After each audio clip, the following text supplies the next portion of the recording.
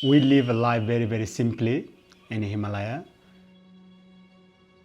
Mountain itself is a symbol of a peace. So as soon as you look at the mountain, no matter how much stressed you are, how much worried you are or nervous, mountain kind of give you a special feelings, special energy. And as a Sherpa, when I work in the mountain, we're taught to respect the mountains and regard the mountain as a goddess. We believe that the mountains will protect us. But we're also praying at the same time for the safety, for the safe passage on the mountain.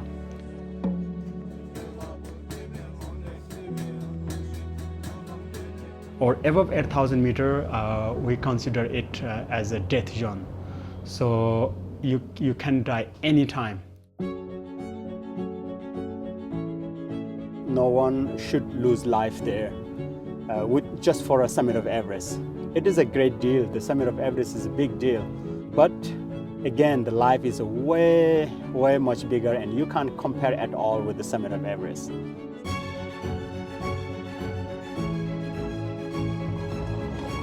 Mountain is not a place where you you go and argue or practice something negative. It's the place where you practice the great things, where you practice compassion.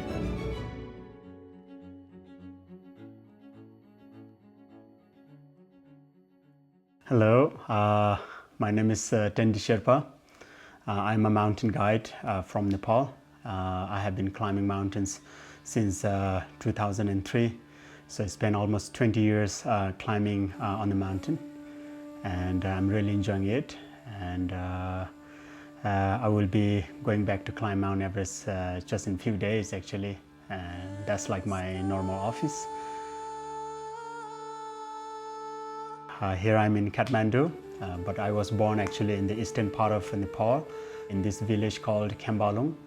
It's a beautiful village surrounded by a dense forest. It takes about 5 days to get to my hometown from here. In my village, we don't have any cars, we don't have any road to drive, we don't have any electricity, no televisions, no telephones, nothing. So we used to live our life so simply over there. There wasn't a lot of options, like you have options for the kids in the town, in the city. We didn't have any cartoons to watch.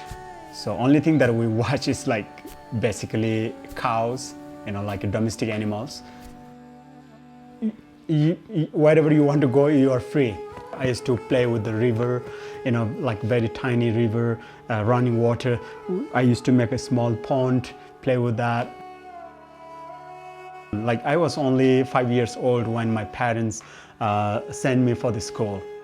I had no idea about school, but my parents said, Tendi, you're gonna go to school.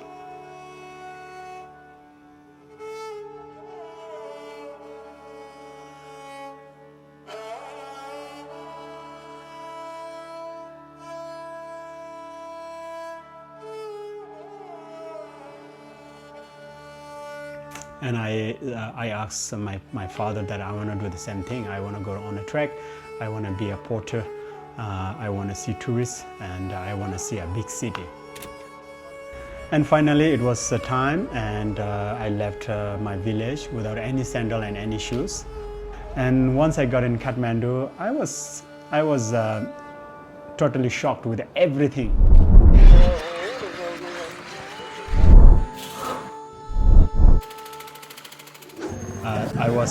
I went to my uncle's house, so we used to all sleep and eat in one small room all together. And I went there, and he accepted me to be in with his family.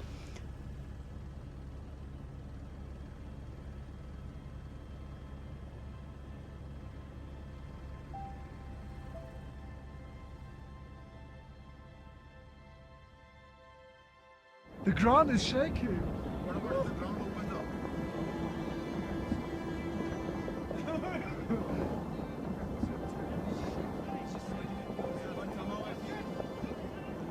Oh, oh! Oh.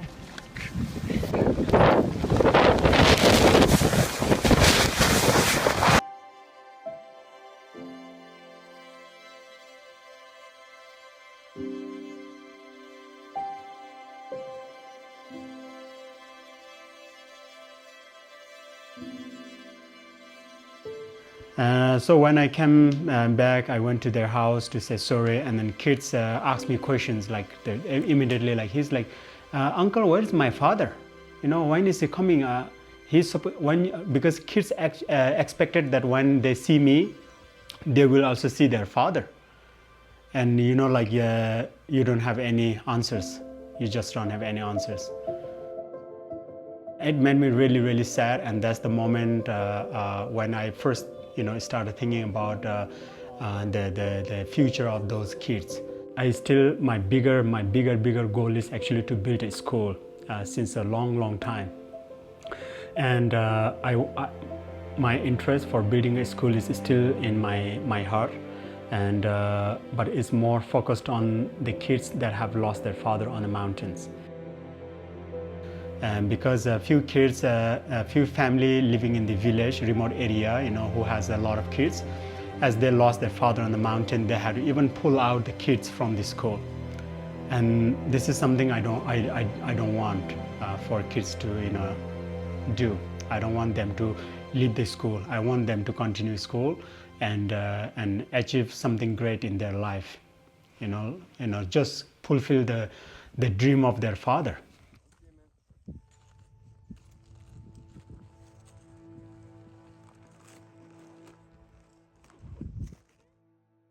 Every time I go to climb mountains, of course, I scare.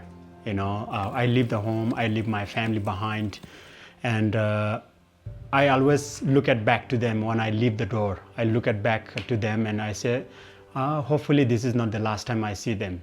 You never know.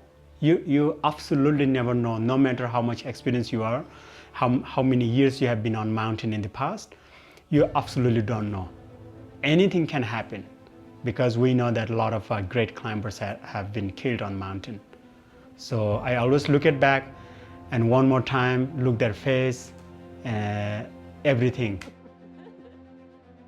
I pray from my heart that may this be not the last to see them. May I be able to see them after the seasons, Why I go to a mountain? Why I take such a risk? But then I get also the answers immediately, because this is something that I have been doing from my early age. This is the only thing that I know to do my entire life. Since my age of 13 years old, I don't have other experience. This is how I've been helping my family. I can't think of any other options. And so every time when I come back from the mountain, I feel like I've been to the war and I won the war. Year 2022.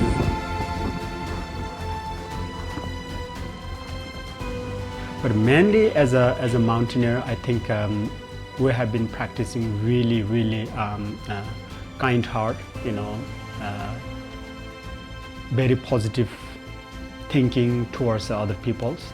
And that has been always the main key for success of mountaineering. And I like to continue in that way. You should always respect. I think one of the great success in your life would be when you die, you say, wow, I did something great in my life.